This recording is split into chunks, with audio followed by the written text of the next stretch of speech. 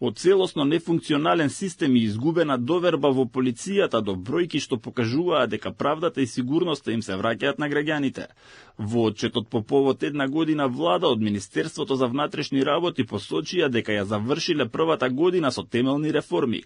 Министерот Тошковски, презентирајќи го отчетот, акцентот го стави на 14 разбиени организирани криминални групи, откриените 860 кривични дела, поврзани со дрога, запленетите 430 килограми наркотични супстанци, спречените обиди за нелегален влез во земјава и поднесените 125 кривични пријави за корупција.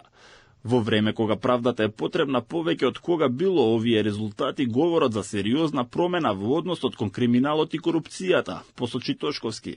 Ова покажува дека нема недопирливи и дека правдата ќе стигне до секого, без разлика на име и презиме или пак функција. Разбивме 14 организирани криминални групи, во нив имаше над 200 сторители, а меѓу нив и една брутална група која беше вмешана во 9 убиства, изнуди, палења и напади врз полицијата. Ова е доказ дека државата си ја враќа силата и нема да толерираме никакво насилство. 17 милијарди денари е проценетата штета од коруптивните шеми во здравството, енергетиката, безбедносниот и даночниот систем. Овие системски пропусти и злоупотреби произлегуваат од долгогодишното занемарување и недоволната контрола, што им овозможи на криминалните структури да делуваат без последици, посочи Тошковски. Министерството поднесе пријави против 107 физички и 18 правни лица, порачувајќи дека периодот на недопирливост заврши. Тошковски се осврна и на трагедијата во Кочани, каде во пожарот во дискотеката Пулс загинаа 62 млади луѓе, а над 200 беа повредени.